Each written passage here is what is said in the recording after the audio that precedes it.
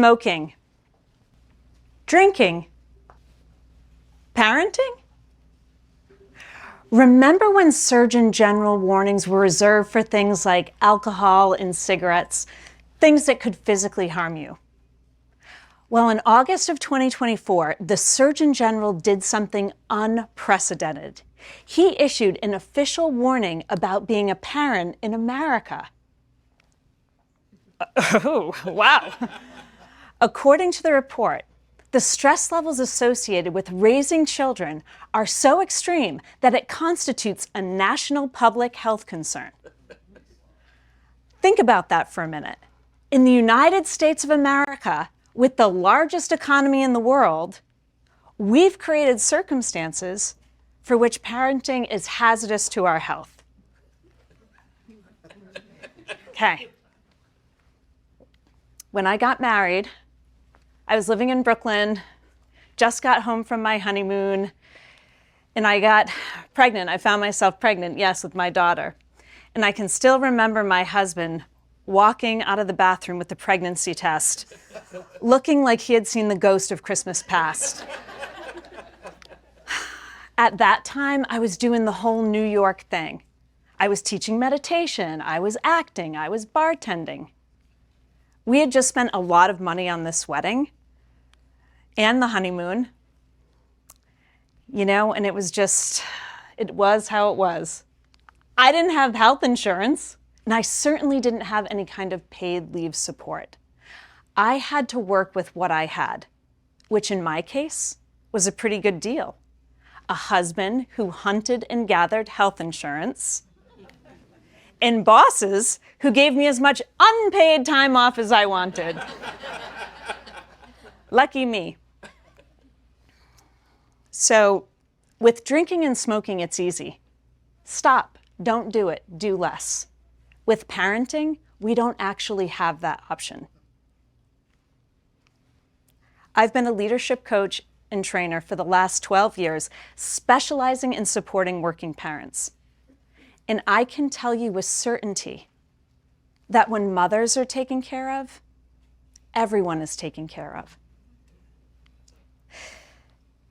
What if investing in mothers could create cascading benefits throughout society? Now, this isn't to diminish the critical role of fathers and other caregivers, but rather to acknowledge the specific issues that affect mothers. Data consistently shows that women, mothers, face a unique set of economic and cultural barriers. Even in dual income families, even when the woman is earning more than her partner, women still do the bulk of childcare and domestic work. And yet, we expect mothers to keep carrying this burden, to keep producing the next generation of workers and citizens and leaders. We evoke mothers in our moments of greatest triumph, deepest longing, and most desperate need. All that I am or hope to be, I owe to my angel mother, Abraham Lincoln. I only love my bed and my mama, Drake. Two great guys. Everyone, and well, their mother, seems to understand the importance of moms. Yet somehow for mothers, the math isn't mathing.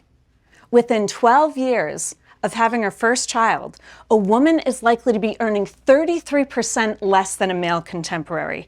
That's about $17,000 less annually. The pay gap between mothers and non-mothers, wider than the pay gap between men and women. And don't even get me started on the physical, emotional, mental, and spiritual toll that motherhood has on American women. It's a jungle out there. But here's the thing I love most about my work.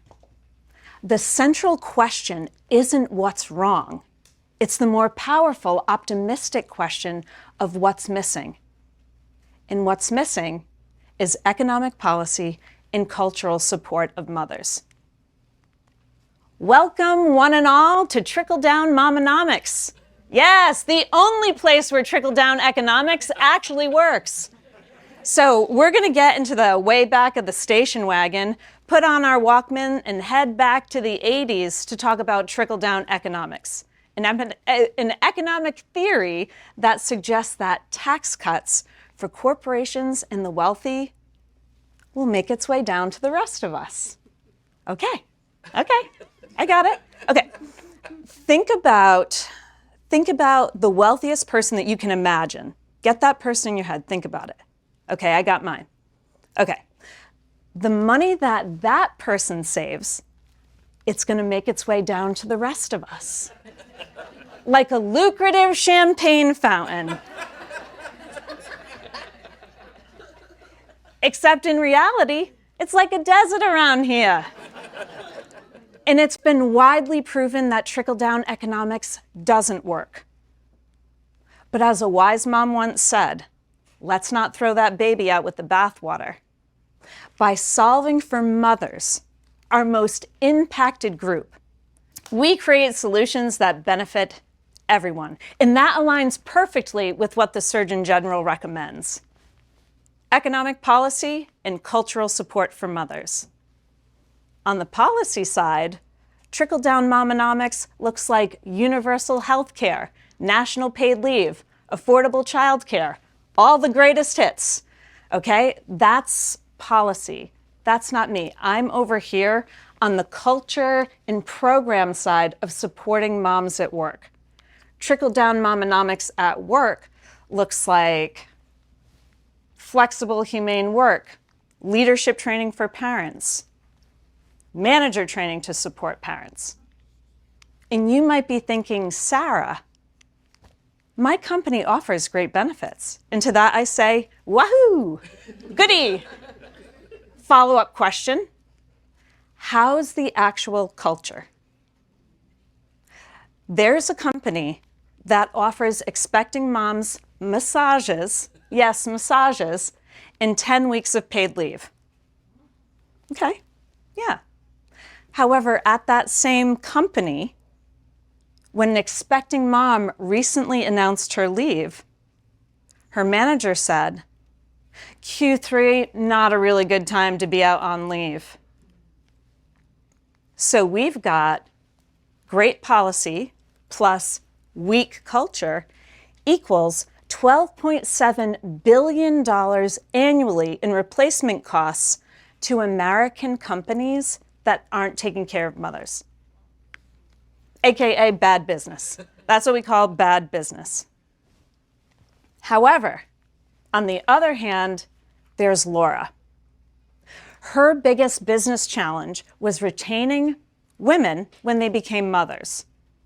So she invested in coaching and leadership training for her number one girl who was about to go out on leave, and she was very worried about losing her. The cost? Less than 0.5%, little, teeny, less than 0.5% of her annual revenue. I can't even see it, so small. The ROI, 8 years later, this woman is now the COO and running the business. That's trickle-down Momonomics. Drinking and smoking are bad for you, but parenting doesn't have to be. We need federal policy change and culture change for organizations to support moms. When a woman becomes a mother, she becomes a leader. She's no longer an individual, but a steward of culture and citizens and humanity. And that includes the workplace. We need to start taking moms personally. Not just our moms, the moms that we know, but all moms. Trickle-down Momonomics. It makes economic sense, it makes bottom line sense, and it makes human sense. That's it. Thank you. Thank you.